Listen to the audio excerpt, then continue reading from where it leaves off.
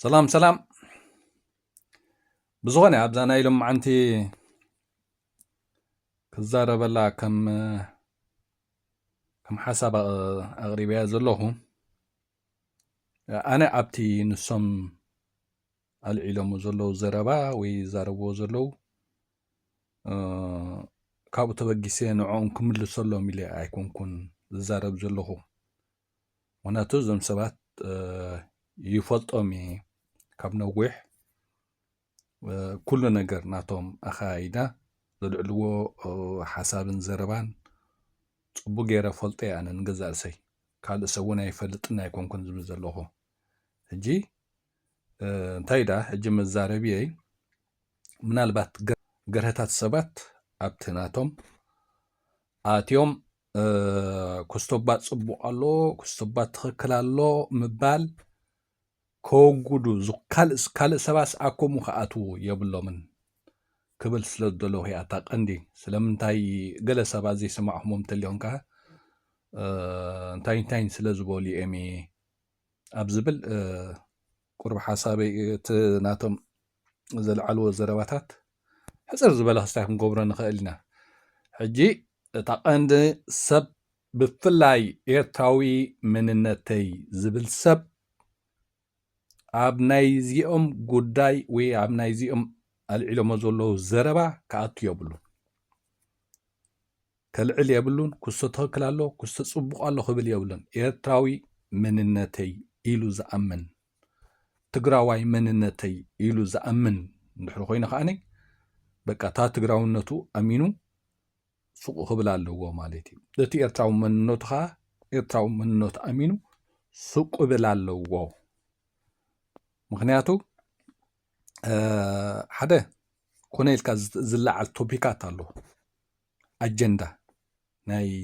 ንሶምን ኣብ ማስ ሜድያ ኣምፂኻ ክሳይ ትሰርሕ ማለት እዩ። እቲ ሰብ ብኩሉ ሓዊ ተኣጉደሉ ማለት እዩ። ዘረባ ወላ ሓንቲ ኣይ ቀትልን ደኺምካ ዓፊርካ እንድኻ ክትበል ትኽእል፣ ግን ኣብዚ ሕጂ ግዜ እቲ ከም ህዝብን ከም ሃገርን ካልእ ጉዳይ ኣሎ። ብደረጃ ደለይ ትፈትሖ ከዓኒ ካልእ ጉዳይ ኣሎ። ካልእ እውን ብዙሕ ነገራት ኣሎ። ኣብዚ ሰሙን እዚ ጥራሕ ኣማንሲ ብዙሕ ሓደጋታት ዘጋጠመ ከም ኤርትራውያን ከም በዓል ናይ ፓውሎ ኣሎ፣ ካልኦት እውን ኣብ በዓል ኢትዮጵያ ክሳብ ዝተቆተሉ ሰባት ኣለዉ ወዘተ። ኣብዚ ነገራት እዚዩ ሰብ እንታይ ኣብቲ ምድላይ ዝጠፍኡ ኣብ ምድላይ ኣብኡ እንታይ ክገብር ከም ዘለዎ ክሓስብ ይግብኦ። ኣብቶም ዝቆተሉ ዘለዉ ኣብኦም እንታይ ንግበር ኢሉ ክሓስብ ይግብኦም። ብጉዳይ ፍትሕን ለውጥን እውን ክሓስብ ይግብኦ። ብጉዳይ ህዝቢ ሃገርን ከምዚ ኣብቲ ዞባ ኣጋጢሙ ዘሎ ወዘተ ብዛዕባኡ እንታይ ክሓስብ ኣለዎ። እቲ ህዝቢ ኣብዘን ኣድማዒ ነገራት ክንዲ ትገዚኡ ድዩ ኣተሓሳስብኡ ድዩ ሓቢርካ ምስራሕ ድዩ ወዘተ ካብኡ ውፅኢኻ ኣብዚ ጉዳይ እዚዩ ዕንክልል ከተብሎ ምድላይ ሓደ ክፍኣት እዩ። እዞም ክልቲኦም ኣልዒሎማ ዘለዉ ዘረባ እንታይ ኮይኖም ቅድሚ ሕጂ ዘይዛረቡላ ነይሮም። እንታይ ኮይኖምሲ ቅድሚ ሕጂ ዘይዛረቡላ ነይሮም ዝኾነ ሰብ ክሓስባ ዘለዎ ማለት እዩ። ብዝኾነ ሕጂ የሴፍ ከም ተቐደሙ ትግራዋይ መንነት ኢሉ ብዙሕ ኣብኡ ኣትዩ ተዛሪብሎ። ኣብዛ ጉዳይ እዚኣ ወዲ መምህር ዳንኤል ወዲ መምህር ከም ዝመስለኒ ትግራዋይ መንነት ኢሉ ይኣምን ነይሩ። ከምዞም ኣብዚ ቁርብ ግዜ መንነት ተዓሊሞም ወይ ተኸቲቦም ሓድሽ መንነት ዝተዋሃቡ ካብኦም ወዲ መምህር መስለኒ። ሕጂ ኣብዚ ሕጂ ግዜ ትግራዋይ መንነት ዘይኮነስ ኣብቲ ትግርኛሲ ትግርኛ እዩ መንነትና ወዘተ ከምኡ ዓይነት ዘረባ ኢሉ ዘሎ እዚ ጌጋ እዩ። ትግርኛ እዩ መንነትና። እዚኣ ሕጂ ኤርትራውያን ክትዕዘብዋ ዘለኩም እንታይ ትግርኛ ሃገራዊ ቋንቋ እዩ ኣብ ኤርትራውያን ብዙሕ ዓይነት ቋንቋ እዩ ዘለና ግን ኣብታ ሃገር ከም ቀንዲ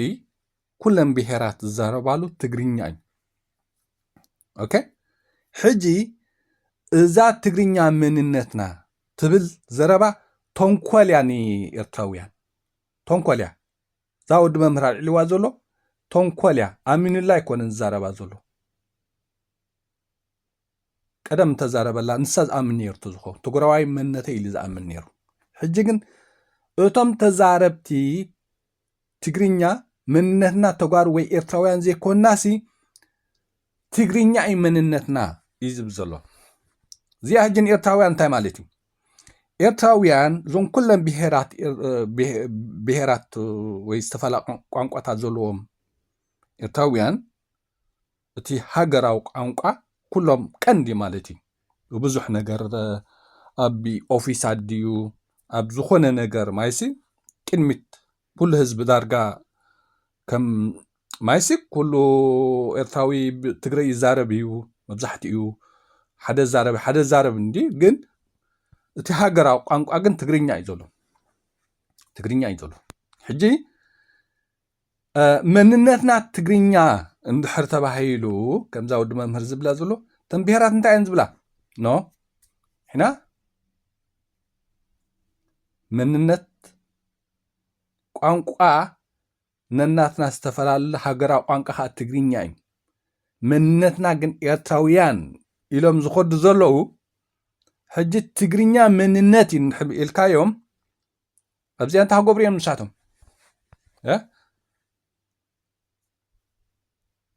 እቲ ትግርኛ መንነትና ስለ ዘይኮነ ዝብል ሓሳብ እንታይ መፅእ ካልእ ኣጀንዳ ፍጠራ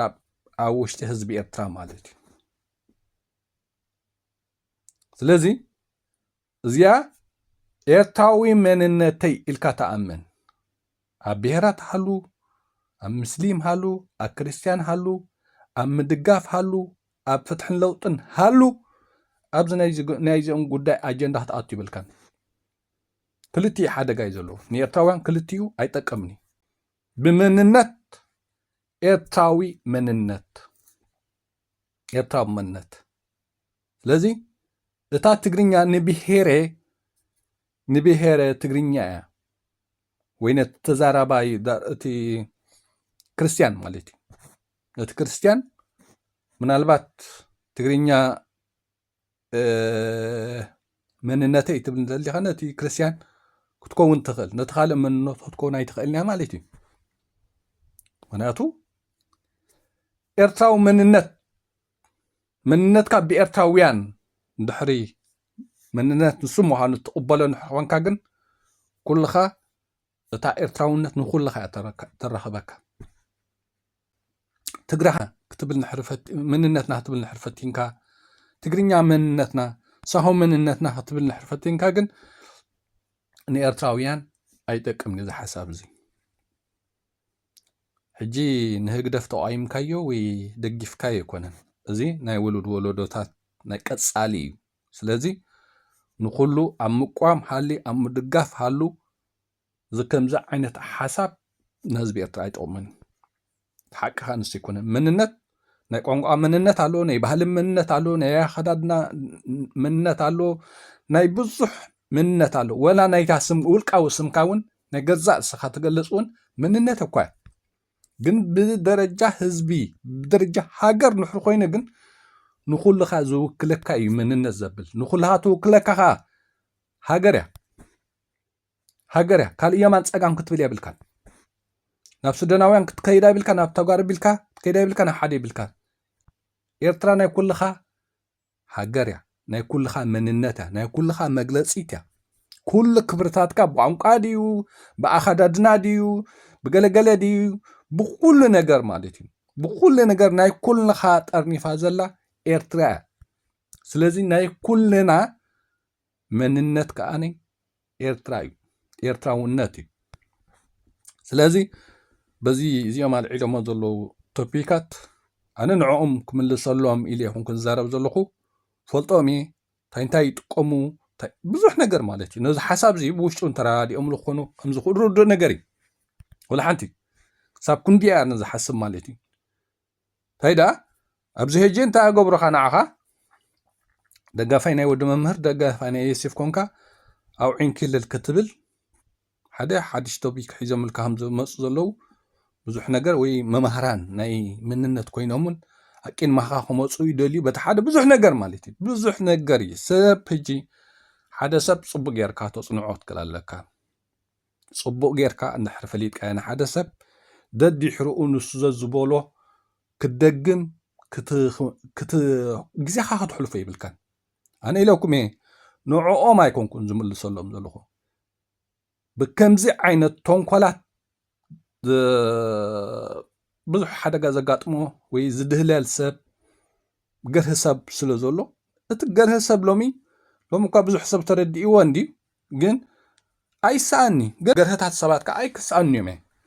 ስለዚ ተዛረበ ዘሎ ኾነኹም ወደ አንበር ንዕኦም ዝወሃብ መልሲ ኮነን ኣነ ዝዛረበ ዘለኹ ሳቶም ፈልጥዮም ቅድሚ ሕጂ ክሳብ ሕጂ ትግራዋይ ቀደም ኤርትራዊ መንነት ብልንዮም ስደት ምስ መፁ ትግራዋይ መንነት ቀይሮም ማለት እዩ ትግራዋይ መንነት ኢሎም ካብ ሓደ ክኸዱ ፀኒሖም ኣብዚ ሕጂ ግዜ እንታይ ዝተፈላለዩ ቁርብ ክሳይ ጎብሩ ይፉቱን ኣለው ንሪኦም ኣለና ማለት እዩ ስለዚ ስለምንታይ እዩ ኢልካ እንድሕር ኣብኡ ከለኻ ተረዲእካ እዚ ትኽክል ኣሎ እዚ ሓቁባ እዚ ተጋጊ ገለ ኢልካ ኣብቲ ናቶም ንሶም ዝዛረብዎ ዘረባ ኣትኻ ግዜኻ ዘይምቕታል ሳቶም ሓደ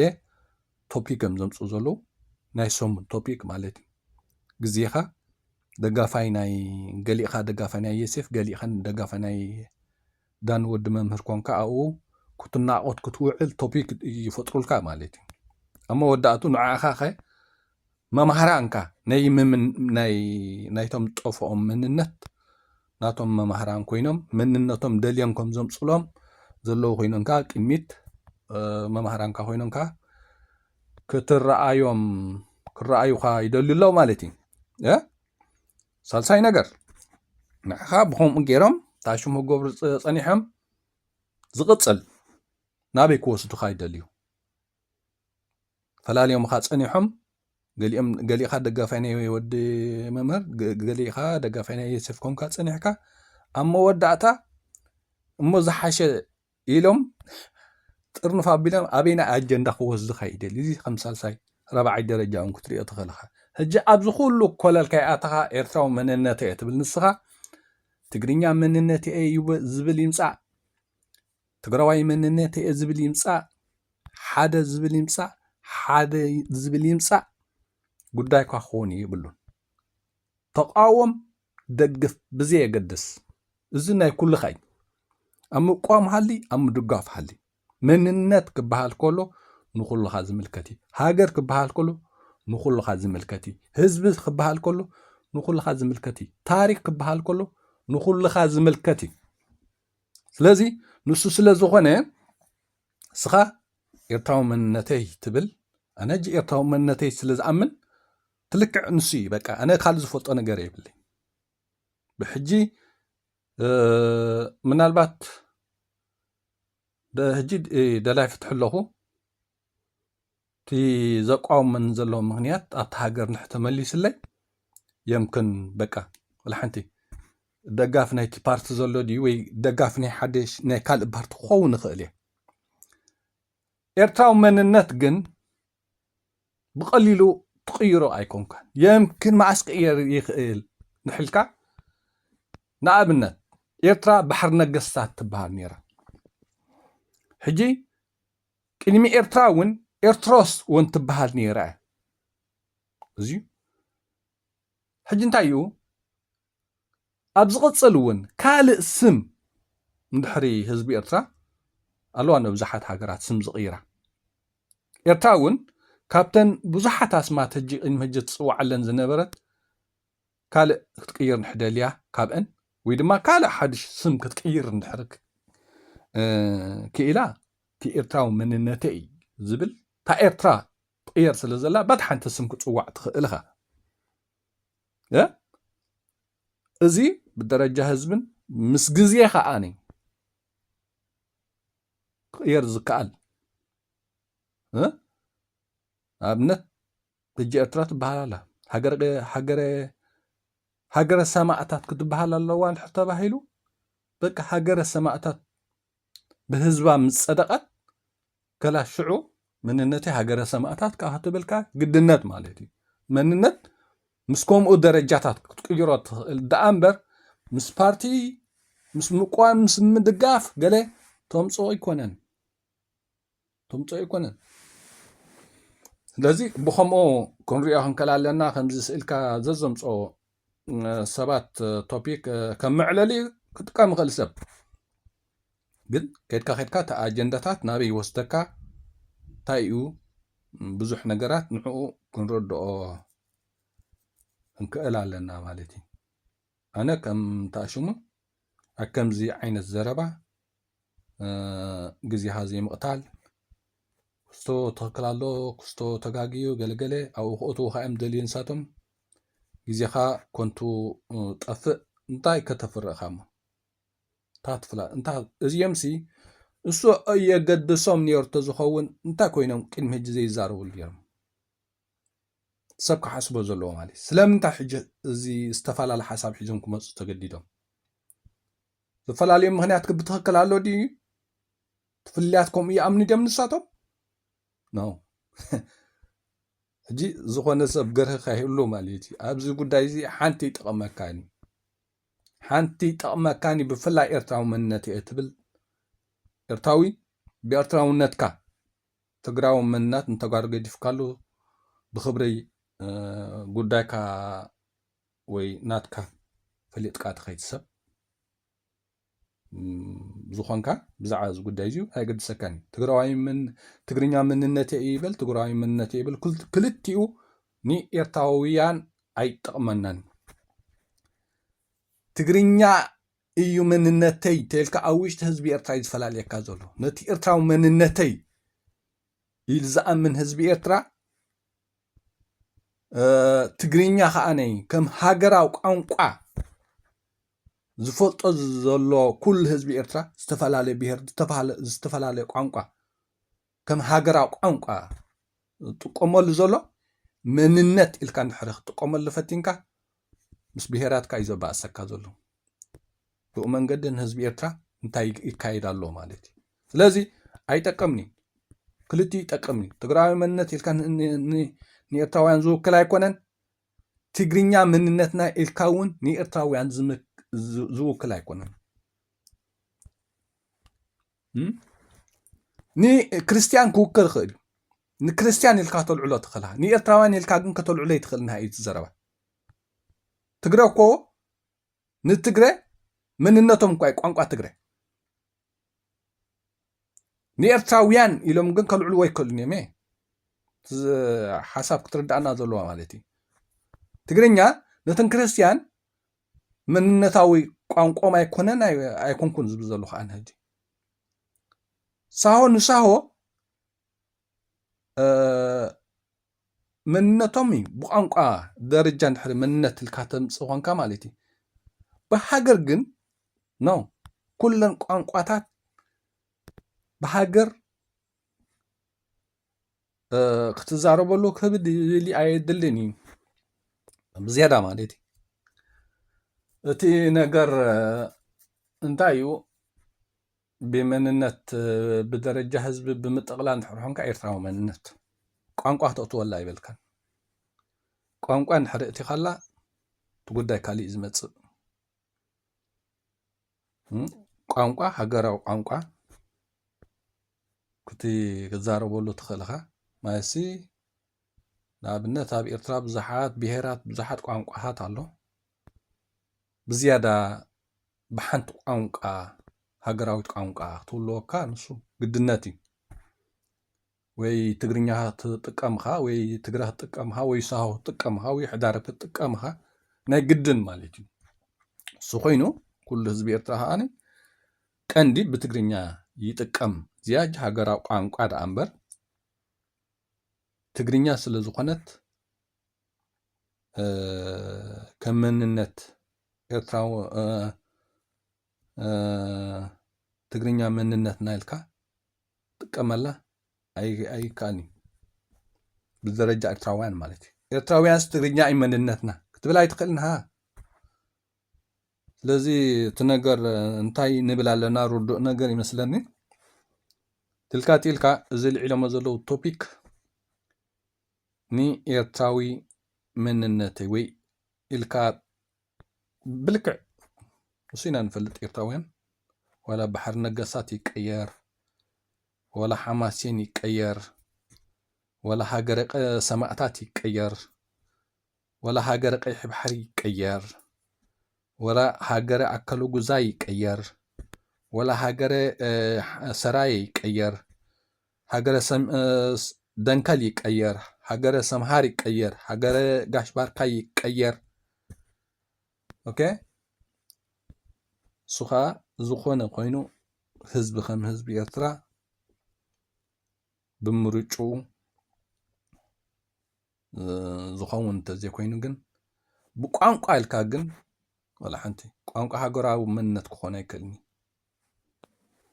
تقرينيا مننتنا إلكا بدرجة هاجر كتزاربو لي تخلا بدرجة بيهر كتزاربو لي تخلا كريستيان مننتنا تقرينيا أيو كتبل تخلها كريستيان إرتراويان نحلكا جن إرتراو مننتي تا إرتراويان نحر اتخالا تقرينيا هتقطو والله يبلكان إرترا نخلها توكليا نا كلن بهراتك وكيلا مننتك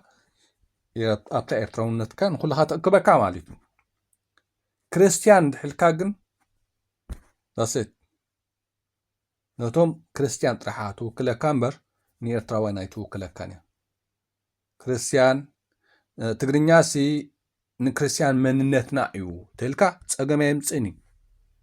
تقرا وونكم صقما يمصالو منهم قبل تخكلي ولا حنتي بالدرجه حزب بمتقلال جن ኤርትራ ኢኻ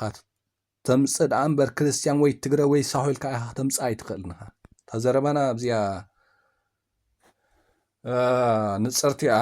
ህድኢልካ ንኽትርዳኣ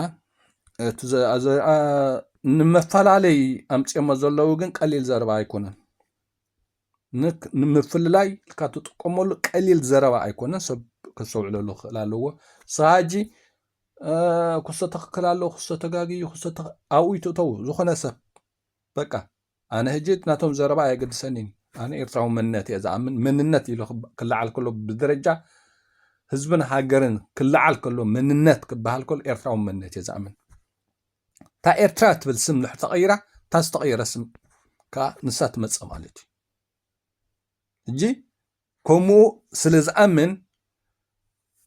ሓደ ብትግራዋይ መንነት እየ ይበል ሓደ ይበል ሓደ ብባህልና ይበል ሓደ ብቋንቋና ይበል ወላ ሓንቲ ኣይጉደሰሉኒ ተገዲሰኻ ኣይሰምዖኒ ሓደ ንኹልኻ ዝውክለካ እንታይ እዩ ስዩ ዘገድስ ኣብቲ ንኹልኻ ዝውክለካ ብደረጃ ህዝብን ሃገርን ንኹልኻ ዝውክለካ ሓድሽ ነገር ክመፅእ እንድሕር ኮይኑ እውን ብህዝቢ ተመሪፆም ወይ ብህዝቢ ንቕድሚ ዝመፁ መራሕቲ ድዮም ኣፃሪዮም ድዮም ብድምፂ ህዝቢ ከዓኒ ዝቕፅል ካልእ ነገር ተልዩ ከዓኒ ብኸምኡ ዓይነት ደረጃ ደኣ እምበር ከምዚ ስእልካ ኣርባዕተ ብኣርባዕተ ቶፒክ ሓንቲ ላፕቶፕካ ክፍታ ኣቢልካ ብከምዚ ዓይነት ምዝራብ ቶፒክ ብምዃኑ ክንፈልጦ ክንከል ኣለና መሕለፊ ግዜ ንህዝቢ ምግምማዕ ሰብ ሓቢሩ ወይ ተሰማሚዑ ኣብ ሓደ ኣገዳሲ ነገር ተኣኪቡ ንኸይከይድ ተኣኪቡ ንኸየድምዕ ኣፈላላይ ሓሳብ መፂኻ ብናይ ውልቅኻ እንጌራኻ ከመይ ኢልካ ተብስል ናይ ማስ ሜድያ ከምኡ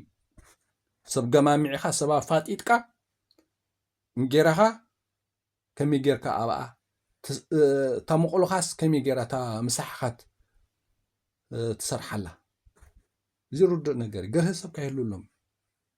ገርህ ሰብ ክህሉ የብሉን ስለዚ ኣነ ዛረብ ዘለኹ ነተን ገርህታት ሰባት ስቕ ብግርህነት መሳኪን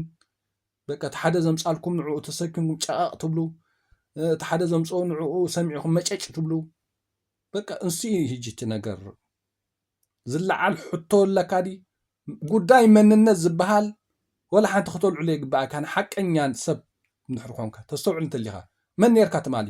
ካብ ስድራኻ ሰማዕ ካይ መንነት እንታይ እዩ ኣብ ስደት መፂኻ ካልእ መንነት ትስከመሉን ትቕበለሉን እንታይ እቲ ምክንያት መሰረታዊ ንስኻ ትሓስብ ዘለካ ቋንቋ ምፂኻ ድሃ ዕንክልል ክትብል ትግራዋይ መንነት ኢልካ እንዳበልካ ድሃ ዕንክልል ክትብል ስለምንታይ ቅድሚ ሕጂ ኣልዒለዮ ዘይፈልጥ ነዚ ዘረባ እዚ ይጥቀማሉ ኺልካ ሕሰብ ካብ ኣባኽና ድኻን እንታይ ትሰምዕ ነርካ ካብ ህዝብኻ እንታይ ትሰምዕ ነርካ ኣስተውዒልካ ትኸይሰብ እንድሕር ኮንካ መሰረታዊ ትማል እንታይ ነይረ በል መንነት ምፅኢልካ ትቕይሮ ኣይኮነን መንነት አንተ እውን ተንኪፈያ ኣነ ናተይ ርእይቶ ናተይ ኣተሓሳብ ንሱ እዩ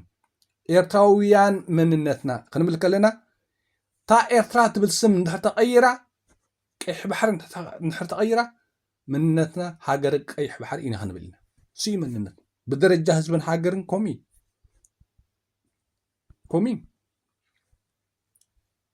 ناي قانقا وزته نحر خوين كن كاب حزبخا انتي تسمع نيركا هاب صدرا بيتكا تاي تسمع نيركا مسدرا هذا قرفانهم عابيهم ويا بحد كامبدهم دعاصهم عابيهم تسبس كحسبك خلالو يسيب مننت كمهرك كان عخفل كبلك هولوسي اي تحسبوا انهم تم من اسات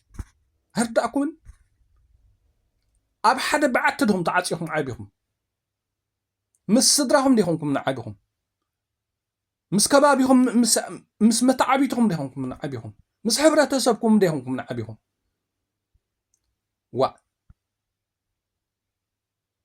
تاخون كالو منت كتمهار كوفيلكا طلع من اسيكال خا تفريل زغبا كاس بزعبا منت كتمهار كوف تبلجي تاخون كا تولد دخل هون كان عبيها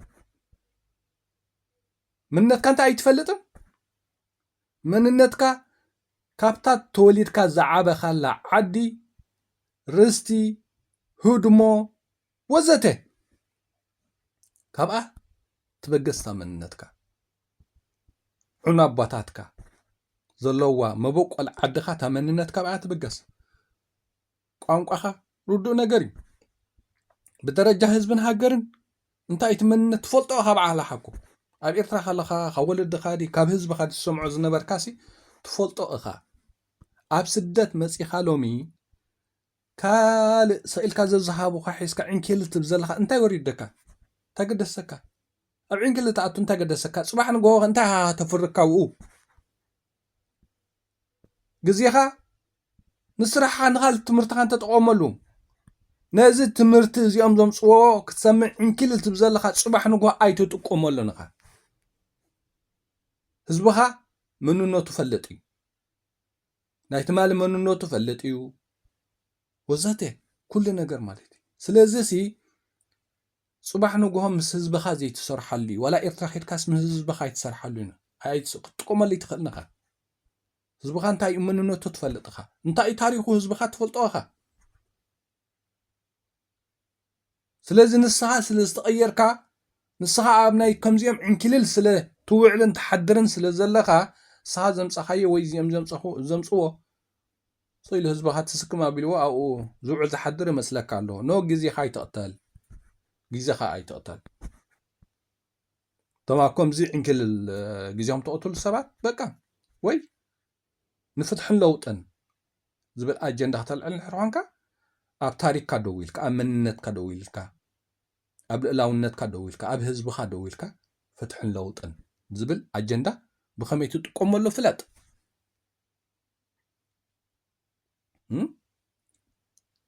ንዑ ፈሊጥካ ድሕሪ ኸይድካ ወህዝብካ እውን ፅባሕ ንጎ ካብ ግዜ ናብ ግዜ ካብታ ናትካ ነገር ስለ ዘይወፃኻ እቲ ምሳኻ ኮፍ ኢሉ ብዛዕባ ፍትሕን ለውጥን ዘይሓስብን ዘይዛረብን ዘሎ ወላ ሓንቲ ምሳኻ ዘከራኸር የብሉን ብዛዕባ መንነት ድዩ ብዛዕባ ታሪክ ድዩ ብዛዕባ ልእላውነት ድዩ ምሳኻ ዘሰሓሕብ ነገር የብሉን ኣብታ ናይ ኣቦታትካ ደው ኢልካ ትኸይድ ተሊኻ ማለት እዩ ካብ ኣንድሕር ወፂኻ በዚኦም እዚኦም ኣጀንዳ ዘውፅኦ ዘለዉ እንድሕሪ ወፂኻ ግን والحانتي لا ليه كات قرفو ربريب كات قرفو بو هيك كاتم صو فتح لوطين يلن قداي فتح لوطنا يكون كانت العزلة قداي حدش مننت حدش تاريخ اخا طلع الزلخا ስለዚህ እቲ ነገራት ክርዳእና ክኽእል ኣለዎ ጅዘም ሰባት እዚኦም እዚ ኣርእሲ የገድሶም ነይሩ ተዝኾኑ ስለምንታይ ሕጂ የልዕልዎ ኣለዉ ባዕሉ ድማ መምህር ኤርትራዊ መንነት ሕሱር መንነት እዮም ዝብሉ ነበር ሰባት እዮም ክልቲኦም ስለምንታይ ሕጂ ዝተፈላለየ ሓሳብ ኣምሲሎም መፁ ኣለዉ ኣታገርሂ መንእሰይ በቃ ግዜኻ ወይ ተምሃረሉ ወይ ስርሓሉ ወይ ኣብ ጥዑም ቦታ እንዳተዘናግዓኻ ሕድስ ኢልካ ብሓጎስ ሻኻ ሰቲኻ ኣሕልፎ ብፍትሕን ለውጥን ክትብል ልክዕ እተን ህዝብኻ ዝኣምነለን ኣገባብ ሒዝካ ንፍትሕን ለውጥን ከዓ ትኸዶ ኣብ ካልእ ዕንክልን ድሕሪ ኣቲኻ ግን በቃ ኩሉ ነገርካ ከሲርካ ኢኻ መወዳእታ ለዚኻ ለዘዝ ኢልካ ዶ ክትብልኻ ገርህ መንእሰይ ዘለኻ ማለት እዩ ቀሊል ኣይኮነን ማሊ ስድራ ቤትካ ኣቦኻን ኣደኻን ድንኩል ፈንቂሎም ዝዕበዩኻ ወለድኻ መንነቶም ትፈልጦ ኢኻ ታሪኾም ትፈልጦ ኢኻ ቋንቋኦም ትፈልጦም ኢኻ ካብኡ ወፂኻ ሕጂ ኣብ ካልእ ማልእ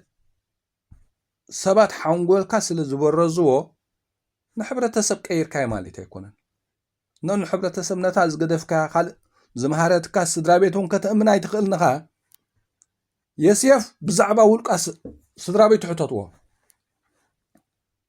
ኣይሰምዑን እዮም ወዲ መምህር ብዛዕባ ስድራ ቤትካሲ ኣብዚ ተልዕሎ ወይ ቅድሚ ሕጂ ተኣምነሉ ነበርካ ስድራ ቤትካ ከመይ እዮም ኢልኩም ሕተትዎ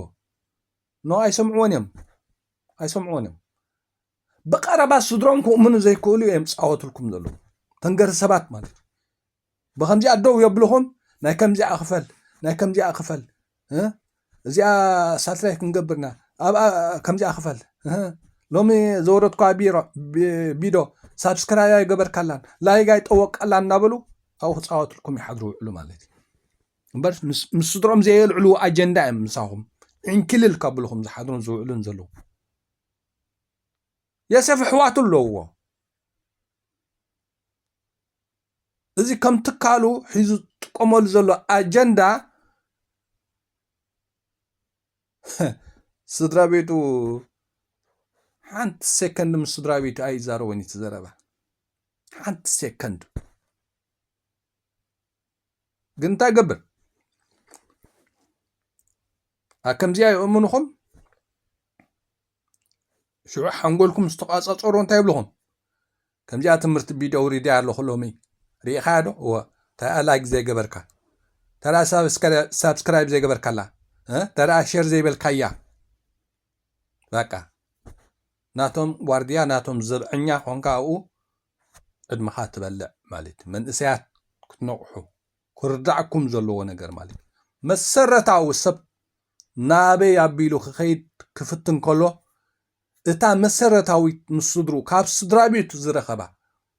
ብዝኾነ ትኹን ነገር ታሪክ ድያ መንነት ድያ ሓደ ድያ እታ ዘዕበየቶ ስድራ እንታይ ኣረኪባቶ ንዓ ክዝክር ክኽእል ኣለዎ እጋጌ ኣለኹ ዶ የለኹን ክብል ከሎሲ ኣቦይና ኣደይን ከመይ ኣቢሎም ዕብዮምኒ ካብ ኣቦይና ኣደይን ዝረኸብኮ ትምህርትን ፍልጠትን እንታይ እዩ ክብል ኣለዎ መጀመርታ መምሃራን ቦቡሲ ኤበስዲ ኢሎም ክምህሮካ ክእሉ እዮም ዋላ ስድራ ቤትካ ትምህርቲ ሓፂርዎም ሓፂርዎም ከምኡ ቢሎም ክምህሮካ እንተዘይከኣሉ ንስኻ መን ኢኻ ኣብ ትሕቲ ፈጣሪ ግን ስድራ ቤትካ ኣቦኻን ኣደኻን ጥራሕ እዮም ትፈልጡ ሃለውሎ ገዲፍካ ሰቂልካ መሳኪን ሰባት ብገንዘብኩምን ብግዜኹምን እዞም ሰባት እዚኦም ዝፃወትልኩም ዘለዉ ሰባት ክትሓስቡ ትክእሉ ኣለኩም እጂ ብዛዕባ እዚኦም ብዛዕባ ዝምፅኡ ሓድሽ ኣጀንዳ ስለ ዝኾነ ኢና እዚኦም ኢልና ዛረብ ዘለኹ እምበር እልቢ ዘይብላ ከምዚ ብዙሕ ነገር ሰብ ትጥቀም ማለት እዩ ስለዚ ብዙሕ ነገር ምስትውዓል የድሊ እዩ ስለዚ ግዜኻ እንታይ ትጥቀመሉ ምፍላጥ ብዛዕባ መንነተይ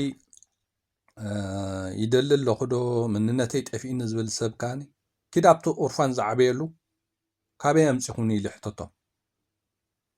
ምስ ስድርኡ ዝዓበ መንነት ክጠፍኦ ይክእልኒ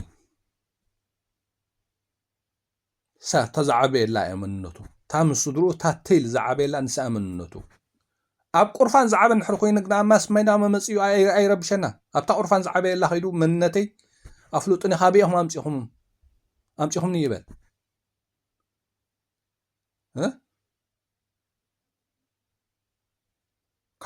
ካብ ሓሙታ ዝወለደቶን ሕልያ ወይ ካብ ብሓጓ ዝወለደቶን እንተልያኻ ብትኽክል ወዳ ኣቦኡ መን እያ ትንገሮ ስለዚ ንገሪ ሰባት ዝፃወትሎም ስለ ዘለዎ እቲ ዋና ነገር ግን ካብ ነዚኦም ከምዚ ዓይነት ቶፒካት ኣልዒልካ ንሰብ ንዑ ገለ በቃጌ ጋይዚ ተሓቂ ገለ ኢልካ ምስኦም ኮለልካ ክትብል ነቲ ገርሂ ሰብ ኣብ ከምዚ ኣጀንዳታት ሚኒን ክብል ዝውዕል ዝሓድር ስዩ ከስተውዕል ዘለዎ ብፍላይ ምስ ስድራ ቤቱ ዝዓበ ሰብ ምስ ሕብረተሰቡ ዝዓበ ሰብ መንነት ጠፊእኒ ኢሉ ሎ ምዕንክልል ክብል ዋዕ እንታይ ማለት እዩ እንታይ ማለት እዩ ኣብ ሳልሳይ ዓለም ተቐሚጥካ ዲዞ ኣብ ቀዳመ ዓለም መፂኻ ዲዞ እንታይ ማለት እዩ ዋዕ ኣቦኻን ኣደኻን ህዝቢ ዝዓበኻሉ ዓዲ ዝዓበኻሉ ከባቢ ትፈልጥ ሰብ መንነት ጠፊእኒ ኢልካ ሎ ምዕንክልል ትብል ክደውል ስድራኻ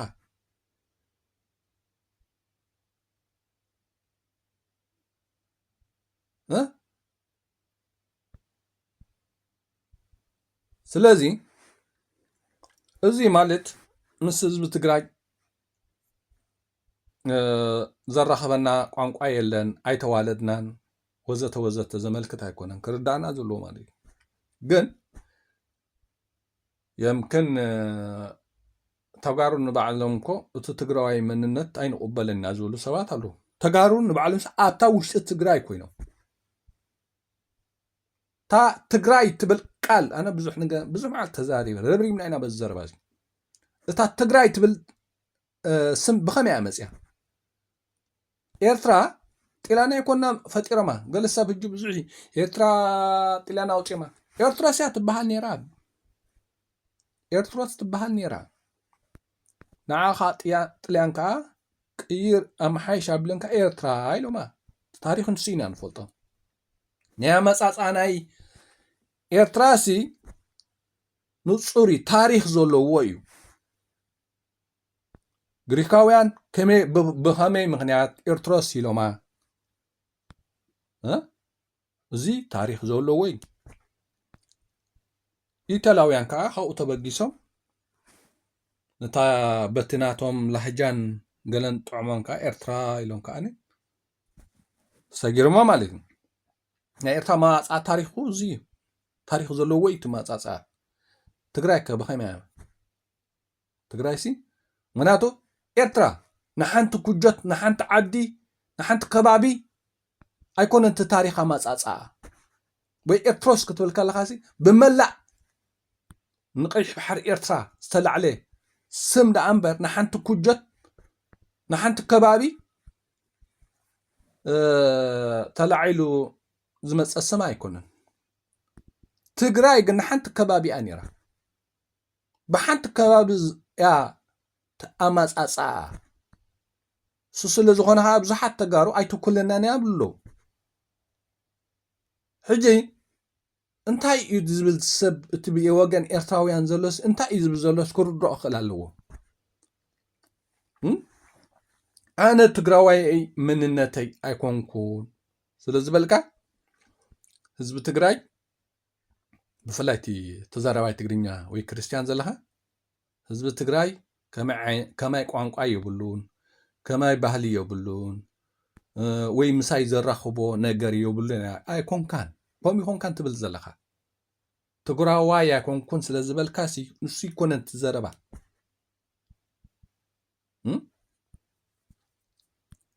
ንኣብነት ኤርትራሲ ሃገር ወይ ሓማስየን ትበሃል ነይራ ሓማስየን ስሚ ይቕየር እመፅእ ኩሉ ኣስማት 12 ኣስማት በፂሓላ ኤርትራ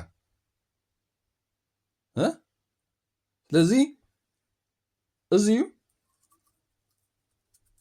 ካብዘን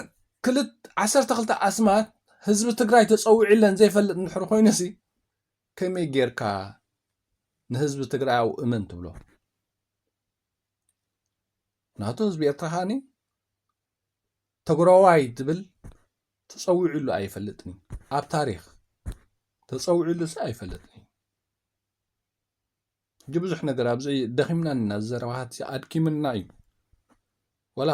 ኣሰልችና ስለ ዘለ ኢና ነቲ ዘረባ ክንዛረቦ እውን ብዙሕ ስታይ ዘይኮነ ማለት እዩ ቀንዲ ግን እታ ሕፅር ዝበለት ጌርና ክንርዳእ